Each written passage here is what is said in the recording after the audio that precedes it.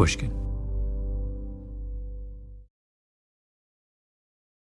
This episode contains explicit language.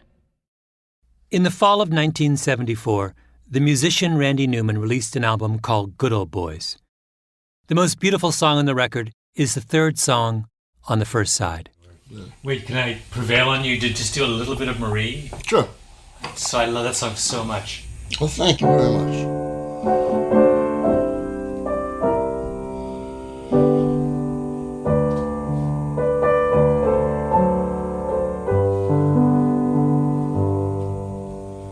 You look like a princess the night we met, with your hair piled up high, I will never forget. My name is Malcolm Gladwell. You're listening to Revisionist History, my podcast about things overlooked and misunderstood. This episode is about Randy Newman's Good Old Boys, one of the most remarkable albums of its era. I listened to it for the first time years ago. But then I happened to listen to it again very recently and realized that Good Old Boys is not an album you can hear just once and hope to do it justice. Because it's not just remarkable, it's unsettling. I don't think an album like this could be made today. And by the end of this episode, I suspect you'll agree with me. I decided to go to California, sit down with Randy Newman, and create a listener's guide to one of the most perplexing works of music that I have ever encountered. I'm drunk right now, baby, but I've got to be. I never could tell you what you mean to me. I loved you the first time I saw you, and I always will love you, Marie. Newman is in his 70s, still writing music. Tall and slightly intimidating. He's Hollywood royalty. His uncle Alfred was a composer who was nominated for an Academy Award 44 times, won 9 times. Newman has had a second career writing for the movies as well, like You've Got a Friend in Me for Toy Story. Newman is unusual among songwriters because he writes in character. And the narrator of Good Old Boys is a creation of Newman's. He's called Johnny Cutler, a steel worker from Birmingham, Alabama, 30 years old. The song Marie is about Johnny Cutler coming home late after a night out with the boys and gazing, love-struck, at his sleeping wife. I like the idea very much about being inarticulate without, that's not the right word, inarticulate, but being unable to have the words unless you drink something. You know, I can't say this to you, and maybe to lack the ability to say those kind of words. But the fact that he has been drinking and you realize he can only say what he's saying because he's drunk, right, and because she's asleep. Yeah. That helps right? Too, yeah. But that makes me, humanizes him, and even more. I sort of feel so sorry. He certainly loves her. I mean, it would seem that isn't drink, but it might be. Mm-hmm. Is this a good guy? And my answer to that is, I don't know. I mean, mm-hmm. I'm suspicious of this, I'm drunk right now, baby, but maybe when I'm awake, I might knock the shit out of you sometime. Randy Newman wrote Marie. He created Johnny Cutler. He dreamt up a beautiful love song for him, but he doesn't know if he understands him or even if he likes him. As if Johnny Cutler came from his imagination, but is now somehow independent of it. It makes you wonder, who's in charge of this song? Sometimes I'm crazy, but I guess you know. And I'm weak and I'm lazy, and I hurt you so.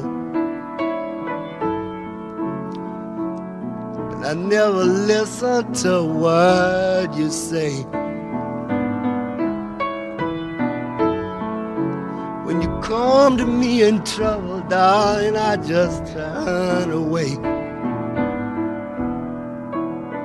But I love you, and I loved you the first time I saw you. and I always will love you, Marie. The story behind Good Old Boys begins with a man named Lester Maddox. Maddox was governor of Georgia from 1967 to 1971. Now he's mostly forgotten, but in his day, he was notorious. I think you're supposed to act for real. I don't look at myself as one of the very smart people. So I try to act like Lester Maddox, like inside I feel and think and believe. Maddox grew up in the Depression in Atlanta. His father was an alcoholic. My dad never made hardly any money. Times we didn't even have a bathroom in the house. We had 4 rooms and a bath rather than 4 rooms and a bath. And we didn't have electricity. Maddox dropped out of high school, got a job as a steel worker to help support his 5 younger siblings, married his childhood sweetheart, Virginia, and after the war, he started a diner near Georgia Tech. The house specialty was skillet fried chicken. He called his place the Pickrick. So I wanted a name no one else had.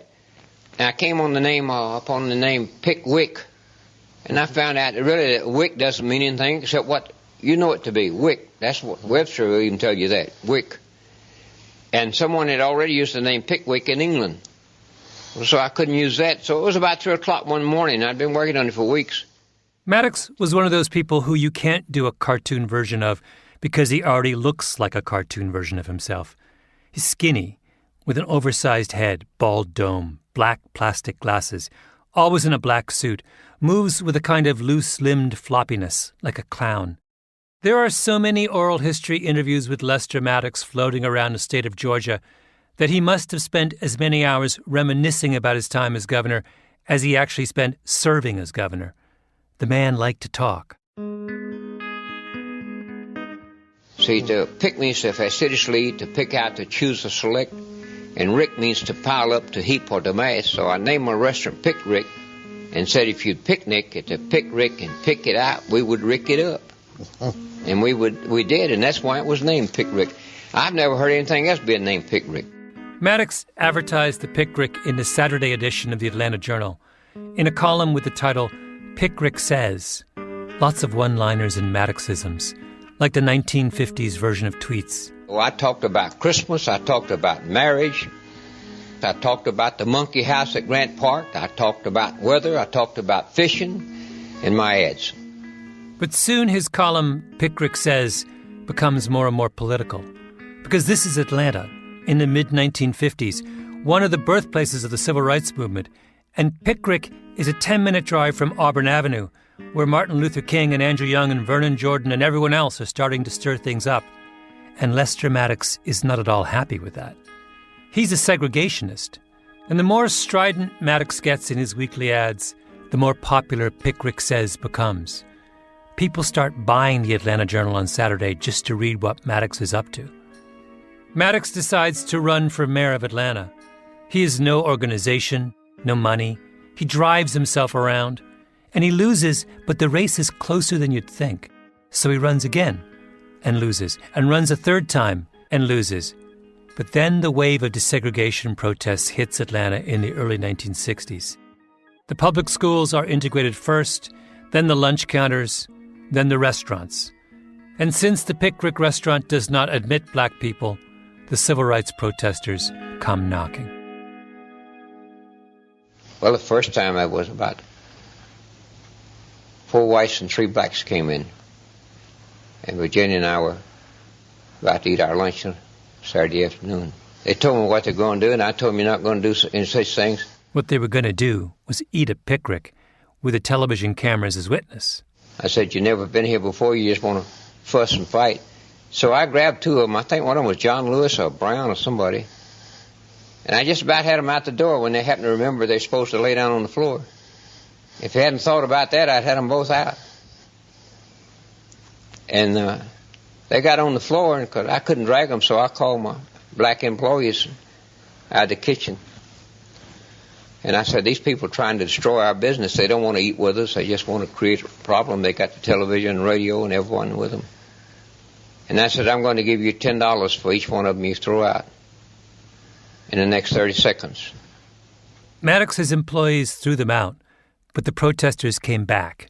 This time Maddox met them at the door, with the television cameras rolling and a crowd starting to gather. My property, you know, I own this property. You're not going to ever eat here now. You want to close my business? What did the court say, Mr. Maddox?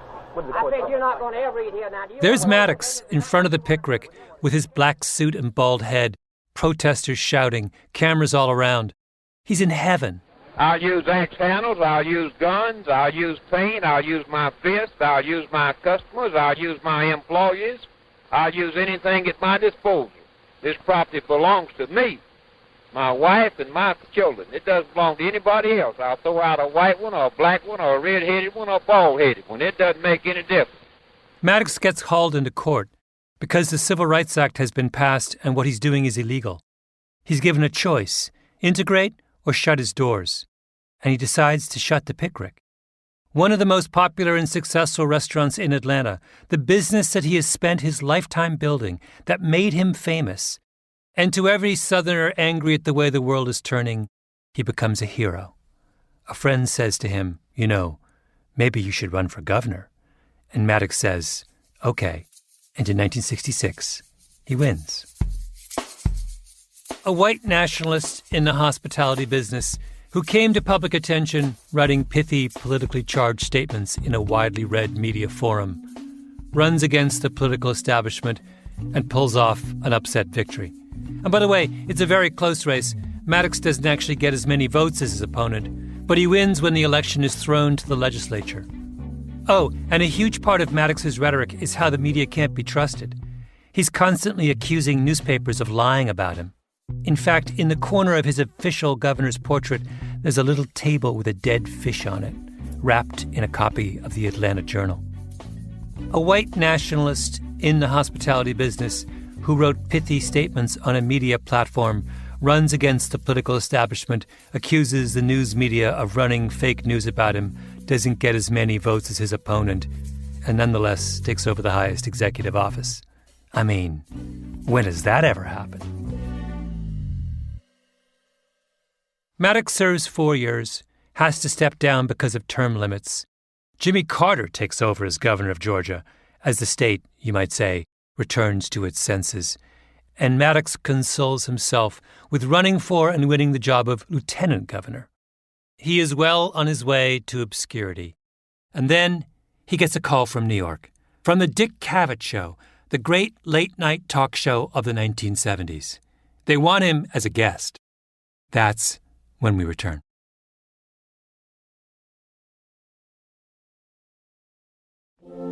In America, you get food to eat.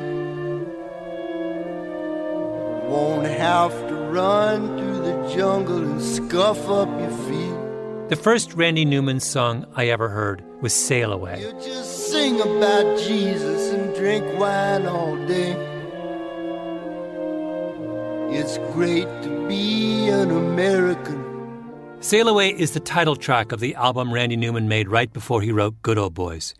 I was a kid when I first heard it, and I had the same experience I would later have with Newman's other songs. I didn't get it at first. I'm not sure I even paid attention to the words. I just loved how grand it was. Ain't no lion or tiger, ain't no mama snake. Just a sweet watermelon in the buckwheat cake. Everybody is as happy as a man can be. Climb aboard, little walk, sail away with me. But then I got a little older, and as I heard Sail Away, I said, wait a minute. Everybody is as happy as a man can be. Climb aboard, little wog, sail away with me? Wog, really offensive British colonial slang for someone who's not white.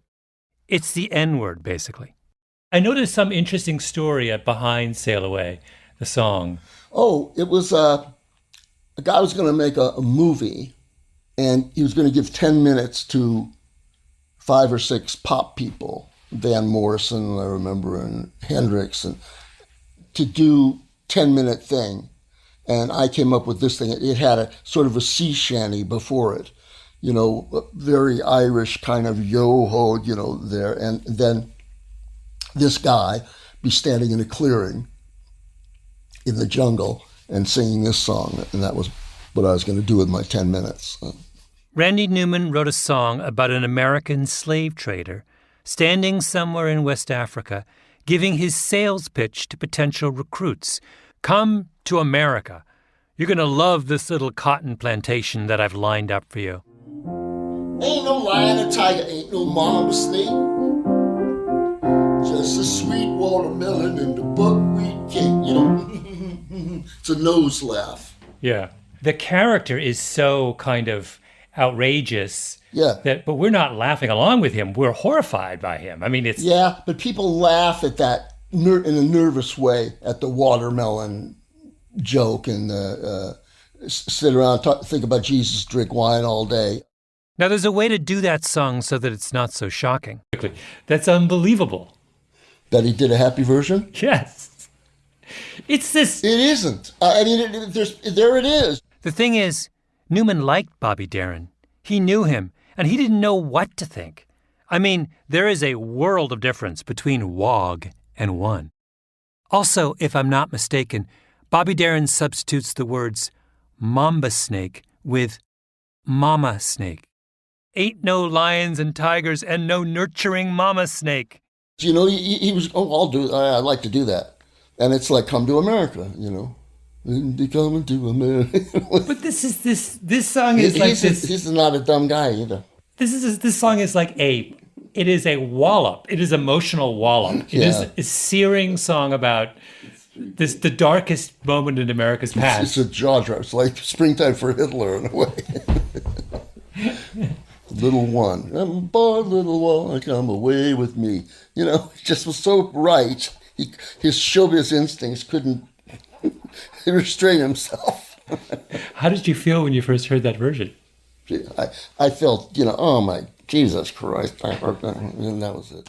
The original intention of Sail Away was to make the listener uncomfortable.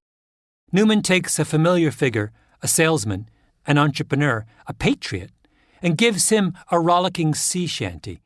But then he forces you to acknowledge that underneath all that, there lurks a monster.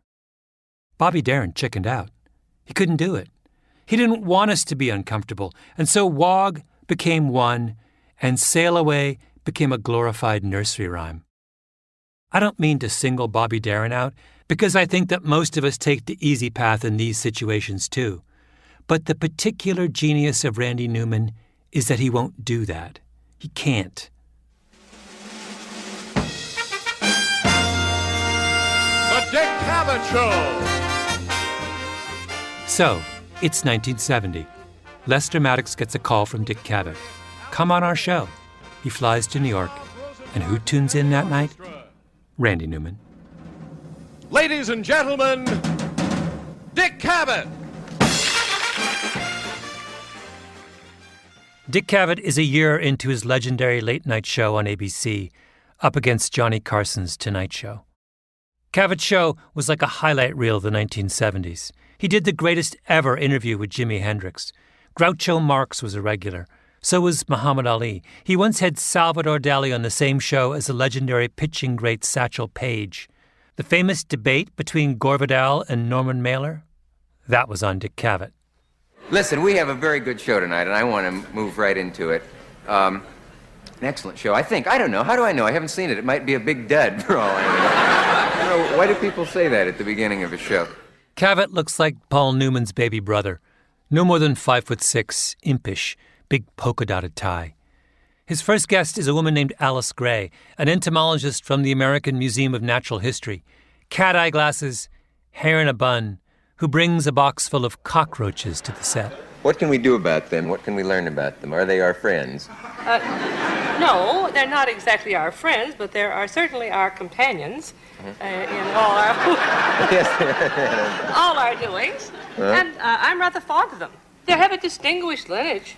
How many of us could meet our ancestors of 300 million years ago and recognize them? The cockroaches can.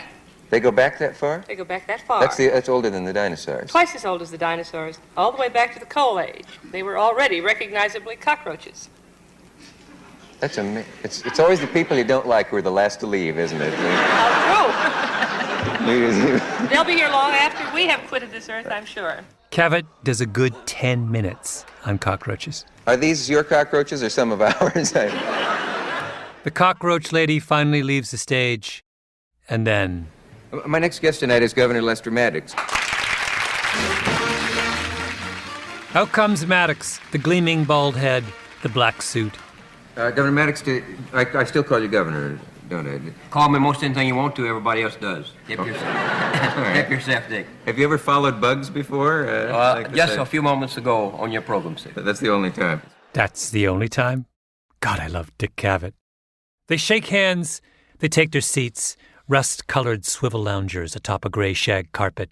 Cavett shows the audience a photograph of Maddox holding his axe handle outside the Pickrick restaurant, and Maddox then corrects him and says, "No, it's not an axe handle, it's a pick handle," and goes off on one of his long, endless digressions about the meaning of the Pickrick. The pick denotes hard work, and we had in the restaurant some of these pick handles, two kegs of them by a big old fireplace where we burned hickory wood. And there were 6 of them in each of the kegs, and they were dark red because that was they looked something similar to a chicken leg, a pick handle does. Not like the axe handle that the news media talks about. And Cavett, who must be wondering, what on earth, simply says, "Well, I've certainly learned a lot." Cavett brings on his next guest, the football player Jim Brown, then one of the most famous professional black athletes in the country. Brown settles down next to Maddox, who is literally half his size, and gives him a polite smile. And Cavett says to the two of them, "Do you feel separate but equal?" I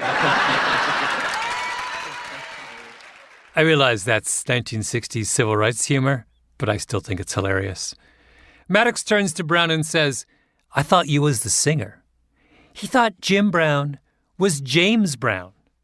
He then volunteers his personal definition of what being a segregationist really means. A segregationist is a person that loves his race enough, or other races enough, has enough of racial pride and integrity to want to preserve them. And I think a racist is one that doesn't care enough for his race or another race to where they don't care whether they're amalgamated or destroyed or not.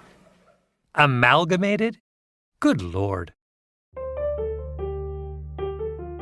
Now think about this for a moment. Maddox is no longer governor. Georgia has come to its senses and elected nice, safe, modern, non-racist Jimmy Carter. Maddox is a footnote. So what point is there in having him on a mainstream talk show like Dick Cavett? The magazine where I work, The New Yorker, had a case like this recently. Donald Trump's Svengali Steve Bannon was invited to speak at the magazine's annual literary festival, and everyone flipped out. The New Yorker's writers took to Twitter. A bunch of high-profile celebrity invitees to the festival dropped out. And the argument that was made about Bannon is an argument that could as easily have been applied to Maddox years ago. What's the point of giving someone like that a platform? I mean, what could possibly be learned from listening to them talk? And sure enough, what happens over the course of the next hour of the Dick Cavett Show? Exactly what you would think. I think what we're really talking about in this country is economic development of black people. At one point, Jim Brown says something thoughtful and reasonable, that he thinks the priority for black people ought to be economic development. And Maddox jumps on him. Economic development with all people. Well, we're talking about underprivileged how come just people. black people? How come you just want to do it for black people? How come you don't want to do it for white people? I'll tell you why. Huh? I'll tell you why. How come you want to do it for everybody? How come you always black people? Why don't you talk about all people? Can I give you an answer? I think we understand the question. Yeah. Can I give you an answer? Do you mind? Oh, go ahead. If you're ready, I'll give you time. Okay, Governor. What I'm really saying is that there are some people that have suffered in this country, poor people generally, but let's say that we have various ethnic groups in this country that have attained a certain kind of equality. Black people are more or less, along with the Indians, on the last rung of the ladder. Can I finish, Governor? Boy. Can I finish? Okay, do you mind? The governor now, said what I'm really boy. saying is that I feel that the way to bring about equality of black people in this system is What through about economic... equality of white people? Now, I'm going to interrupt you every time you keep calling black people. Well, what about equality of all people? If you interrupt me, Governor, I can't talk to you. Then Maddox starts going on and on about all the things he's done for black people in the state of Georgia. And Jim Brown turns to him with genuine curiosity and asks if he's had any blowback from white bigots. Did you have any problems from the bigots in the South? Have any problems with us? From the white bigots because you did so much for the black man. Which is kind of a great question. Because if Maddox has, in fact, been this great friend of black people, then you'd think he would have angered all the hardcore segregationists and everyone else who was opposed to the civil rights movement, right? Mr. Brown asked you, Governor Maddox, if you'd had any trouble from your white admirers for the fact that you have done some things. He didn't say admirers, sir. No, he said bigots. Well, why didn't you say it like he said? You have me there. Why didn't you say it? Now, see that what I'm talking about, Dick? I do see it, You take yes. words There and is a twist bit them of- around and you mislead the people in your audience and all. You ought to start being honest, all of you, with your words and what you're saying to people. You said admirers and he said bigots. A lot of difference, isn't there? The last half of the show is just Maddox getting more and more agitated, Dick Cavett trying to calm him down, and Jim Brown looking over at Maddox like he's a misbehaving child. Maddox asks Cavett to apologize. Cavett refuses. The audience makes astonished noises. Maddox stands up and starts to walk off the stage. Cavett says, "Come on, sit down." Maddox says, "I'll sit down when you apologize." So Cavett says, If I called any of your admirers bigots, who are not bigots, I apologize. "This is insane. What was Dick Cavett thinking inviting this guy on his show?" Why don't you there are apologize black to people bigots of Georgia, those friends of mine, for calling them bigots? I think I Now, made either you do clear it, how I'm to- going to leave now, Dick. Which one you Wait a minute. Please don't leave. Well, you I'd like to apologize ask- to people of Georgia. And he owes them an apology, too. The only bigots that I know. Wait. Maddox gives Cavett an ultimatum. 1 minute to take it back, or he'll walk out for good. At which point, Jim Brown pipes up, "Wait, what about me? How much time do I have?" It's a circus. I would say that I phrased the question in a way that was not exactly accurate in the sense that he did say bigots. Have any white bigots been upset because you have done certain things for You the came blacks? back and said my admirers, and you haven't apologized yet, and you got 15 seconds. All right, now let me use those 15 seconds. I apologize for suggesting that a bigot would be the way of characterizing all of your admirers. Good night. Wait a minute. There's more time. Good night, sir. And Lester Maddox storms off the set. Oh, and I haven't even mentioned that the writer Truman Capote then shows up. He's then at the height of his celebrity, tiny, fastidious, wearing purple-tinted round sunglasses. You know, curiously enough, I had a cousin who lived in Atlanta that I once went to visit, and who took me to this restaurant that he ran that was called Pick-a-Rib or something like that. Well, it was called Pick-a-Rib, Nick-a-Rib, something. And he was always at the door with guns, to keep any sort of Negroes out of the restaurant. But I went there with this cousin of mine because it was near the campus, the college campus. And it wasn't bad, but it wasn't finger-licking good.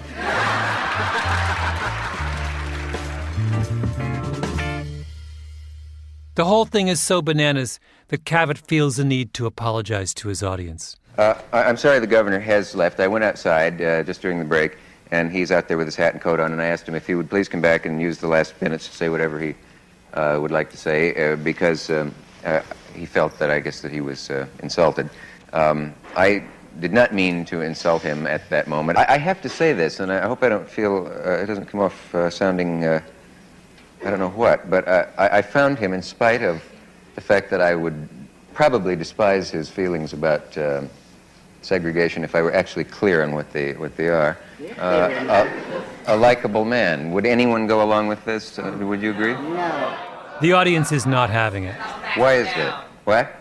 Back down, man. I'm not backing down. Shut up. I'll tell you when I'm backing down. We'll be back after this. It was a farce. What was the point, except to allow a segregationist to play the victim? What good is there in giving someone like that a platform? Except Randy Newman was watching, whose imagination has a mind of its own. So were you a regular Dick Cavett watcher in those years? Not that I recall. I was, but I would watch. If I was up, I'd watch it. Yeah. And I think I was usually up in those days. And stereotypically, you are the Dick Cavett audience, right? I am, yeah. It seemed like half an hour, where they were just yelling and yelling and yelling. It was, yeah. It was so alien that I felt sorry for him. He didn't dismiss that whole exchange, or shrug, or change the channel. He reacted to it. He imagines what a supporter of Lester Maddox would think watching Lester Maddox storm off the stage. Now, Dick, I'm gonna give you 1 minute to apologize to the people you called bigots in Georgia. I'm gonna leave your show. Now, you do whatever you want to about it. He gives that imaginary supporter a name, Johnny Cutler, a home, Birmingham, Alabama, a job, steelworker. He imagines Johnny Cutler coming home one night, drunk, gazing at his sleeping wife. And then he imagines him turning on the television. Last night I saw Lester Maddox on a TV show with some smart-ass New York Jew.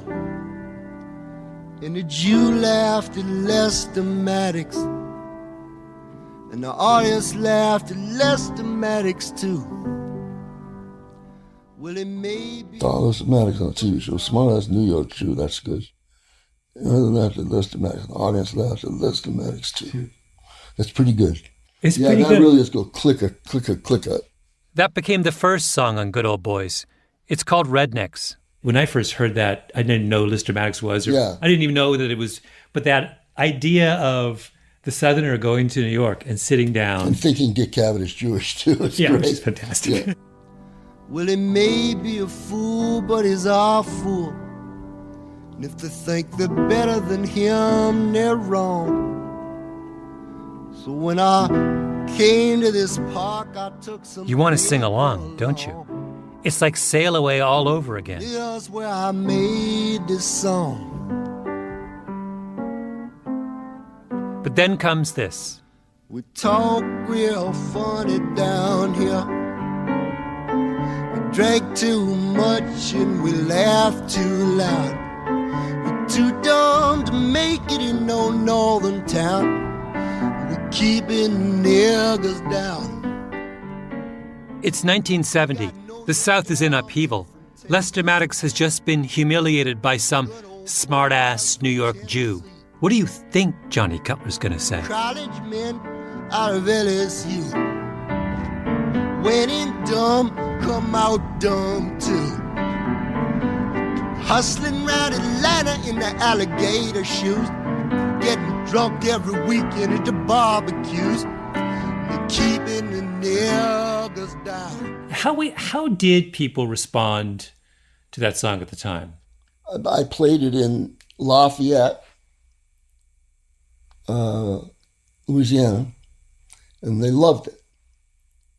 I got a letter, the only one I ever got on this song, from somebody, and he said, "Dear sir, I was in the audience in Lafayette when you played this song." He's a black kid, and he said, "I don't know where you're coming from, but there I was, and I was enjoying the concert up to then, and all of a sudden I'm sitting in the middle of 1,500 white guys yelling, 'Rednecks, we're rednecks,' you know." And he said it made him very uncomfortable, and he wanted to let me know. We're rednecks, and we don't know our ass from a hole in the ground. We're rednecks. Southern audiences started yelling for it so they could sing along with the chorus. Was it taken over by, didn't become a kind of Southern anthem for a certain kind of, or did? When I thought that was happening, I stopped playing it, in the South. He had to stop singing it. Many radio stations wouldn't play it. And you definitely wouldn't hear that song on the radio today. It even feels strange to play it here. We've become, appropriately, uncomfortable with the N-word in almost any context. You can only play Rednecks now if you explain where it came from and who Johnny Cutler was. But you can't not play it just because it makes you feel uncomfortable. Because Johnny Cutler in Birmingham, Alabama in 1970 absolutely wanted to keep the niggers down. And we can't gloss over that fact if we're being honest. Oh, and by the way, Johnny Cutler wasn't done. Down here we too ignorant to realize that the North has set the nigger free. He then names every slum in every northern city. Put in a cage in Harlem and New York City. It's free to be put in a cage on the south side of Chicago and the west side. And it's free to be put in a cage in East St. Louis. And they put him in a cage in Huffing, Cleveland. And they put him in a cage in Fillmore, San Francisco. And they put him in a cage in Lenox Hill in Boston. He says to all those smug northerners, when you drive with your windows up and your doors locked through the projects of your own inner cities, are you still sure you're better than me? You have to play that too. Because if you're going to be honest about who Lester Maddox really was, you have to be honest about his critics too. Did you ever hear from Lester Maddox? He sent me an axe handle. He didn't? Really? Yeah. Oh, that's fantastic. Yeah. From his store. He sold axe handles down there. Yeah, pick handles, as he would. Lester Maddox listened to a song about racial hatred, and he sent the man who wrote it a pick handle as a token of his gratitude.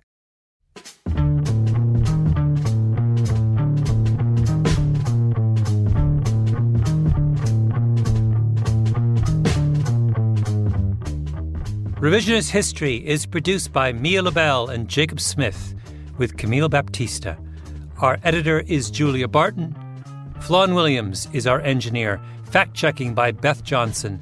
Original music by Luis Guerra. Special thanks to Carly Migliori, Heather Fain, Maggie Taylor, Maya Koenig, and Jacob Weisberg.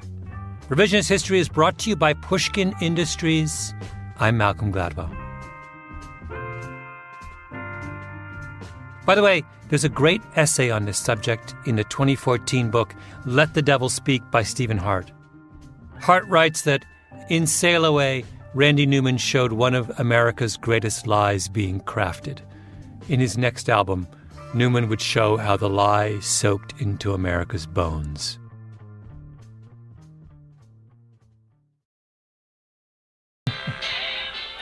I like that buckwheat cake.